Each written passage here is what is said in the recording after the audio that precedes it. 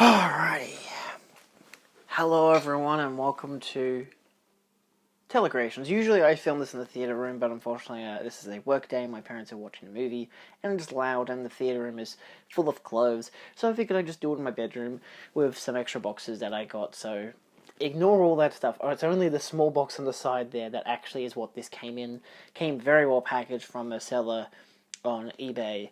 I'll put their name up on the screen just in case you're ever interested in how I get some things from, like, more premium things like Nova Media and stuff like this, which is Ive Entertainment, so Kimchi DVD per se.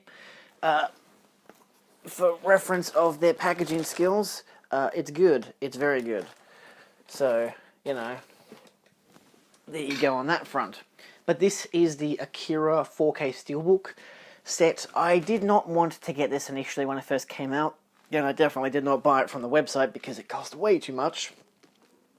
But I ended up buying it from the seller on eBay a hell of a lot cheaper. It was like 60, 70 bucks cheaper, just because I really want to get that 4K UHD. I had recently gotten the Steelbook Edition. This is actually a limited edition of number 882. I don't know how many were made. I think 13 to 1600 were made, but still. So this is obviously a lot slimmer of a version, with a slim book and a steelbook than the than the other releases. I have the double lenticular, single lenticular version, which is just the standard 4K, the standard steelbook. So let's open this baby up. The best way to do it. I don't know if this is a really glossy steelbook at all. So, the steelbook's in its own plastic. Well, that's a rarity. That doesn't happen very often. I will actually be removing this from its plastic because, in all honesty, I want to. It's a matte finish. Kind of. I don't know what kind of finish you'd exactly call this. I'm sorry if a lot of this isn't really captured properly on the camera. I'm sitting over here to the side of it. But that is gorgeous. So it has some embossing around him and the actual bike there, as you can see, per the lighting, but it does have a nice finish to it, like a nice texture that wouldn't get fingerprints on it per se. This is all glossy. There's slight embossing on the logo. Oh no, that's flat and that's flat, but this is the title has embossing on it, which is nice, as you can see, with a light shimmering on it like that. And then you get to the back, where again you've got some interesting detail how it's been cut off around here. So, of course, this is all same texture, but this is all of that is glossy, something I don't plan to touch. But everything else there is just as grainy, which is really nice. So the main reason I got this, yes, was for the 4K. I believe this is the fully UHD, properly working version that was promised. In terms of the inside, it's slim, slidey on the inside, just got the title on the other side there, as you can see there.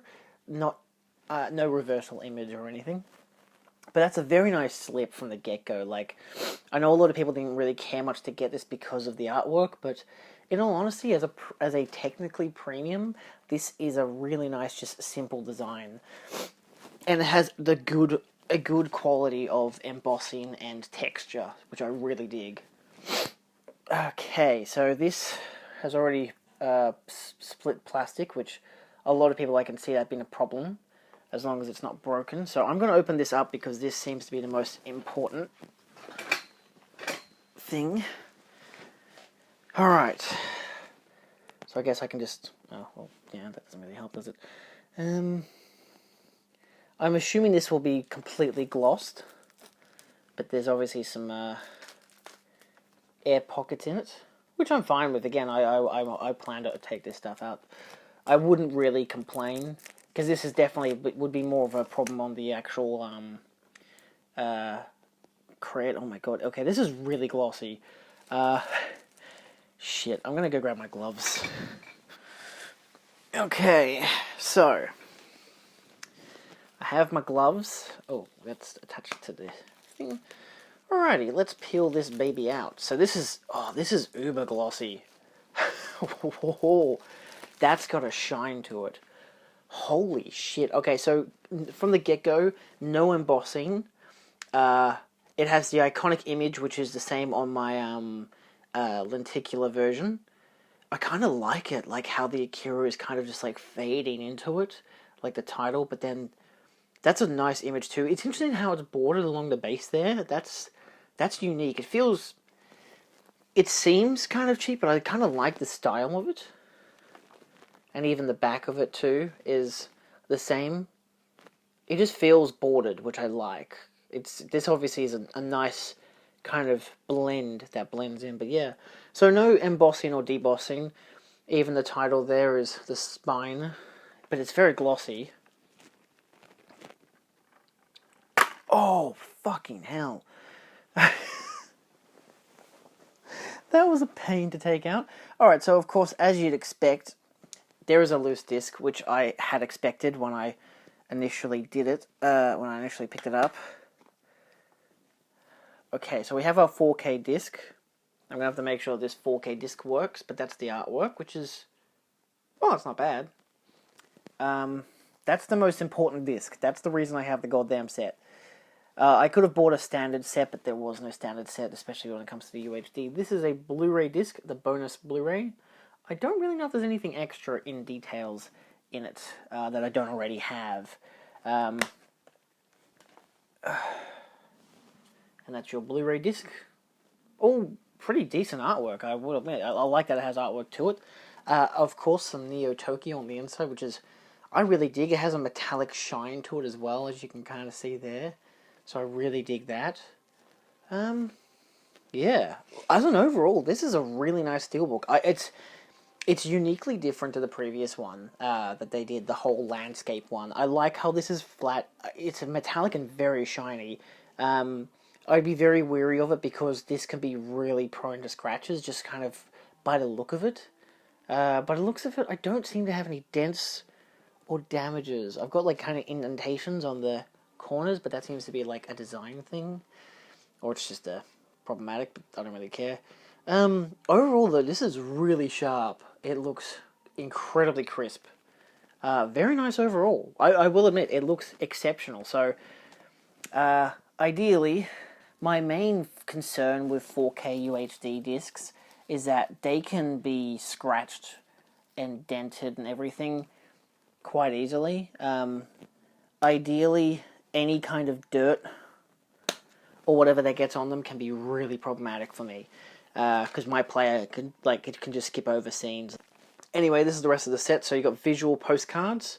Alright, it's this kind of a weird envelope, which I can't really... Fuck.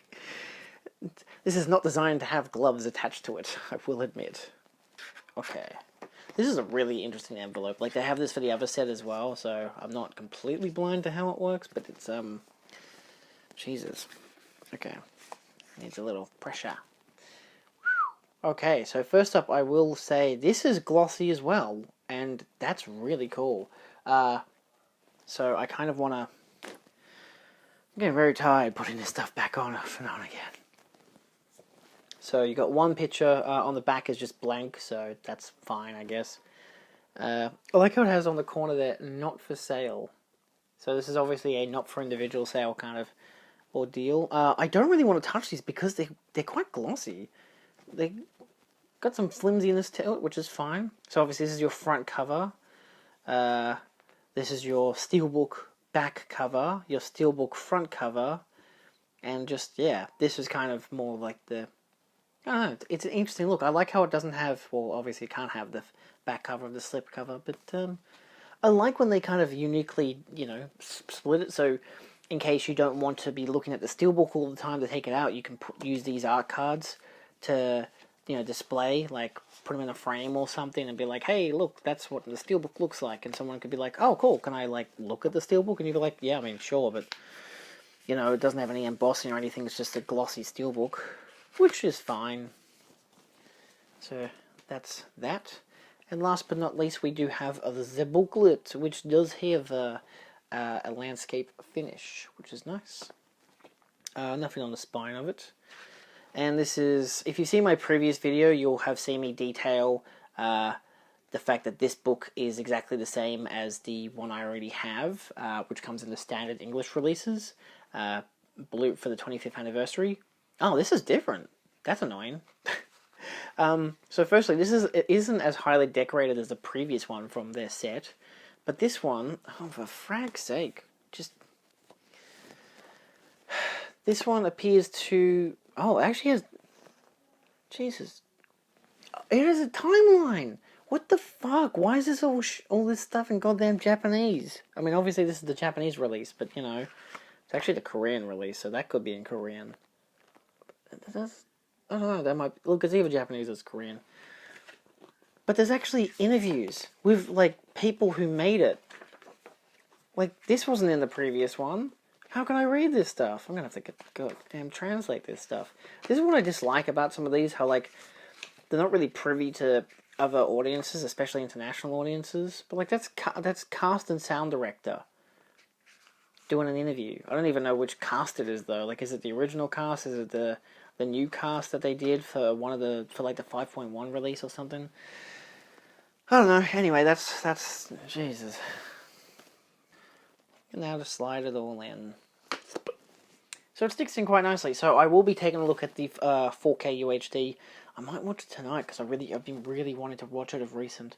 But this is a very nice slip. I know it's not as fantastical as the other releases that they've had, but for the most part, I really like this. So it does come with the Japanese. There are all the specs for you. You got Dolby True HD 5.1 for Japanese, plus the stereo release, which I think are two different releases. The English Dolby 5.1, you've also got Korean and English subtitles, you've got the widescreen presentation, 1080p, so like not 1080p, 2160p, HDR 10, Blu-ray disc 100 gigabytes, and 2 hours and 4 minutes long. Blu-ray is all the same specs except it is 1080p and a 50 gigabyte disc. Bonus has the sound making from 2019, Akira sound clip by a guy, I'm not going to try and pronounce his name, end credits original theatrical release, storyboard collection, TV spot, and theatrical trailer. So yeah, I like it. I don't know what all these symbols mean, but hey, I guess don't nuke everyone. That's probably a good response. Alright, well, thanks all for watching. I'll try to watch this before I actually release the video and give you an idea, an impression of what I think, just through text on the screen now, as to what I actually think of the UHD and everything. I have only seen the film. I've seen it twice on Blu-ray. I've never seen it any other version. I've never seen the 4K in theaters because of COVID. I wasn't able to go out and see it, and I just couldn't find the time last year, even when we did have periods where we could go out and watch movies. So, yeah. I hope it looks good. I hope it sounds good especially, but it's the same audio mix that I've already heard before, so there's nothing really exceptional there. But yeah, it is what it is, and hopefully it's all nice and good, and it's a good set, so it looks nice. At least that's a bonus to it. It's good, different artwork. Not as stand out as the previous releases, but honestly, if you do an A triple plus for your initial release, how can you really do better on your second release? So I'm just happy to have this instead of the standard, deluxe Australian version. That's the same as the American version that doesn't actually have proper HDR. Okay, so this is just raw. I've just spent most of my night trying to watch that Akira 4K disc, and to be fair, the 4K, the HDR, it looks incredible. I haven't seen this film this good before. It sounds fucking brilliant. Like, I know it's still the same 5.1 mix that I had before, but I think it being on the 4K disc just gives it an extra twang, like kind of how Dolby Atmos does occasionally, and it is exceptional. But my disc got to the 40-minute mark and then stopped working. It practically didn't work for the next 40 minutes, and I think the last 40 minutes would work with the film, and this is a 2-hour-long film, so yeah, actually I think it was the next hour it wouldn't work for, but I had about, I had a good 40 minutes at the end that it would still play for. I didn't watch the whole thing, unfortunately. I just decided against it, because after washing the disc and trying to clean it, it just wouldn't play. It would, load up and everything, and then I'd be able to watch again, I'd be able to skip to the particular chapter 15, 42-minute mark, and it would just glitch out, and that seemed fine. It would only cut out 30 seconds to a minute. It's fine, it's nothing that interesting anyway. But then it gets to the point where Canada has woken up and he's getting attacked by the bears and everything just breaks, the audio fucks up, everything dies. So I've done research into it. It's not actually the disc that's a problem, it's my fucking player. So I've got like the UBX 700, I'm pretty sure that's the name of it, but it's the Sony player, and if you know Sony and their 4Ks, they keep fucking up their goddamn players. My previous one was the 800, and that one froze a lot, to the point that you'd have to unplug the whole entire thing. My UBX 700 is only frozen to the point of having to be unplugged once. I've only had 2 discs freeze up on me, and that was Godzilla King of the Monsters, which luckily I had a Steelbook Edition, so I just grabbed the Steelbook Edition out and watched that version instead, because I had already been watching the standard 4K disc I already had. And that worked fine afterwards. It was because I'd chosen a different disc, it was fine. I don't know what the fuck the problem was, it just didn't work. And I had a Mission Impossible problem, but that was with the old player and the player in the lounge room as well, because we've got 2 4K players and 2 4K TVs in this household. So I got a new 4K disc for that film anyway through getting the Steelbook version, because I already had the 4K version. So with Akira, I'm like, well, I can't get another 4K because all the 4Ks in Australia are in the big $70 set and they don't have HDR. So I'm like, okay, well, what the fuck can I do about it?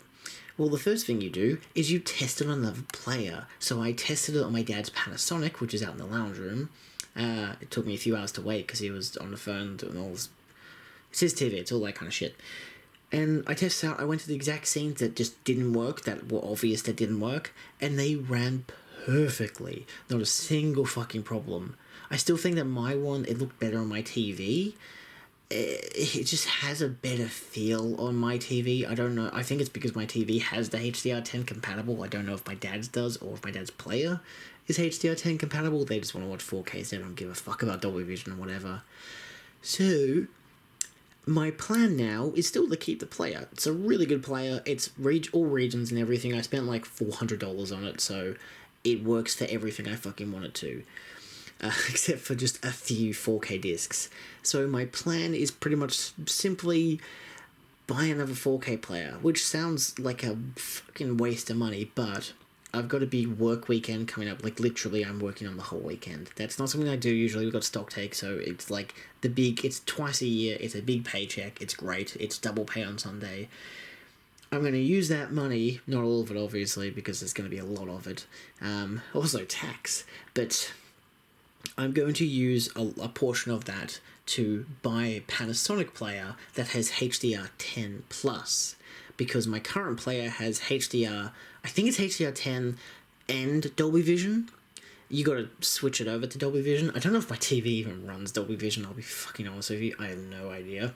I don't plan to buy a new TV, though mine has been a real bitch with a particular setting, but that's a different thing.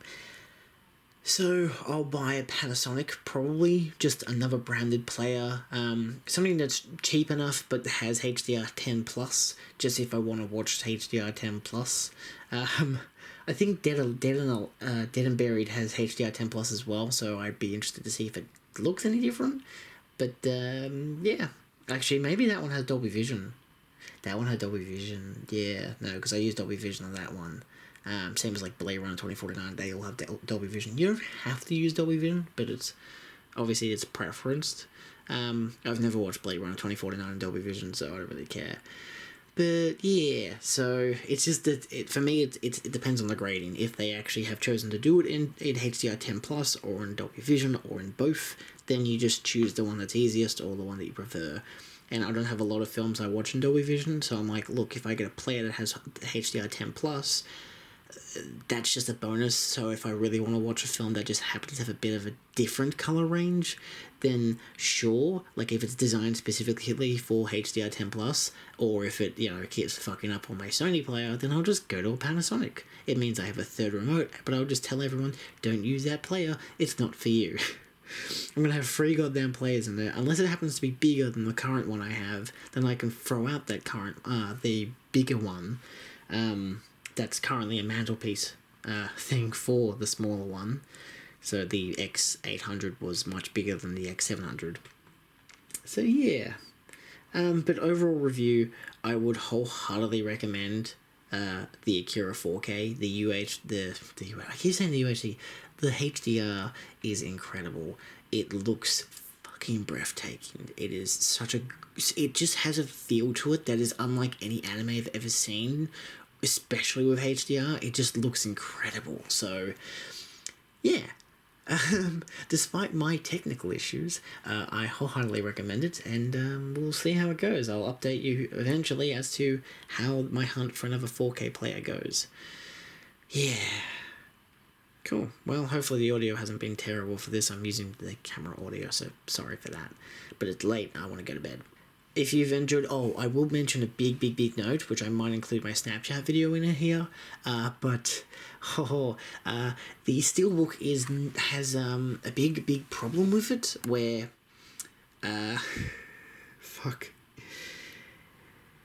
when you put it back in the slip after you take off the shrink wrap...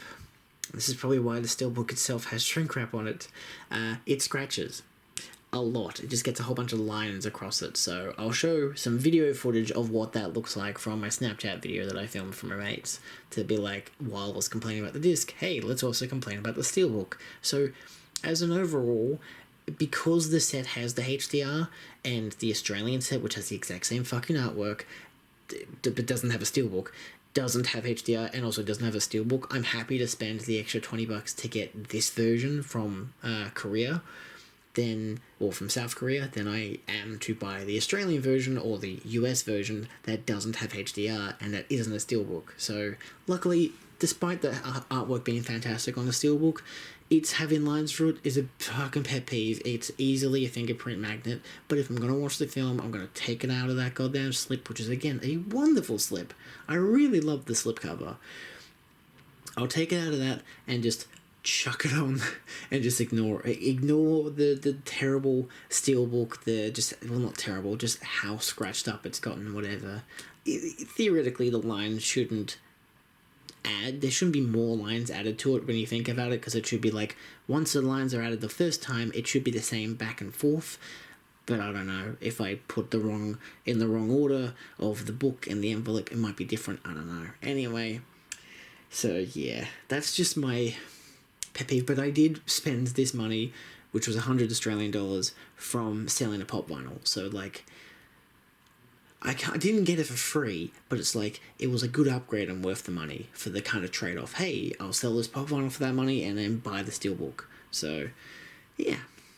Ultimately, it's been a fucking mess of a night, but the HDR is worth it, and I need to get a new player. So, lessons to be learned from terrible technology from fucking professional Japanese companies. Thank God we have professional Japanese companies like, I guess, Panasonic, because Sony are just a bunch of windbags. Make great 4Ks, but make shitty players. Ugh, irony. Anyway, good night. Wonderful. So another Raw, just as a final conclusion to this story, this narrative, this has been quite a rollercoaster ride just for the one film, but I did actually buy a new 4K player. I literally bought it the next day after the Akira disc came in, and it's like a Panasonic UB80 or something, I don't know. It's like one of the best 4K players around, to the point that it even has HDR 10 Plus and Dolby Vision and all that jazz. My TV doesn't have Dolby Vision or HDR Plus. HDR 10 Plus. It only goes up to HDR 10, but still, hopefully we'll get a new one, but who cares about that? The disc works fine. It worked on my dad's player, it works fine on my player, it's just because mine's a shitty Sony. So I'm keeping that player anyway, because it's all regions, whatever the fuck. But a thing I really want to note, despite the fact that the 4K was in excellent condition, everything about it was perfect, obviously my player was shit, the Steelbook is really terrible. And I briefly mentioned this, how it had scratches, when I took it, in and out of the sleep. This is after I had taken off the shrink wrap and put it back in. You take it out and it's got lines across it. Now it's chipping. So the paint is actually chipping off, and it's actually got little dots now because the paint is chipped off. Just from me taking it in and out with gloves on and everything. So honestly, if you're to get this set, just note that the Steelbook is fucking atrocious, and wholeheartedly, it's like, it's fine. If you take it out once, put in the protector, leave it aside, and leave the slipcover by itself, you should be fine, you know? But just note that it is made of such a weird gloss material that it scratches on itself inside the slipcover, and makes it almost not worth buying, but because the only other alternative was for me to buy a similar set with similar artwork, if not the exact same artwork, but without a steelbook and without the HDR, because, you know, the Australian Blu-ray disc, 4K disc didn't have the HDR, whatever, it had that, you know, malfunction, whatever the fuck. So, I still am happy with what I got. It still looks exceptional, it's worth getting. Just note that it can be really troublesome. So, hopefully this video has helped some. I'm not trying to shit on the film at all, just this particular release has been terrible. The previous Kimchi DVD release was exceptional. It has one of the best steelbooks I've ever owned. The lenticular cover is beautiful. The steel case, the steelbook itself, I've taken out a few times, and it is fucking marvelous. It hasn't scratched, it hasn't dented, nothing. It's perfect. So I'm happy that I still have that at least. I'm not regretting buying that in the slightest. Fuck no. So yeah. Anyway, hope you guys have had an informative thing from the unboxing through to my whole reaction to just all the problems I've had to face. So yeah. Anyway, thank you for watching. If you've had a similar experience, obviously put it down in the comments, but this is a very new release, so yes. For those who are mainly concerned, maybe wait for a standard release. I don't know, maybe you got the disc replacement program, we'll see. Anyway, thanks for watching, see you next time. Adios.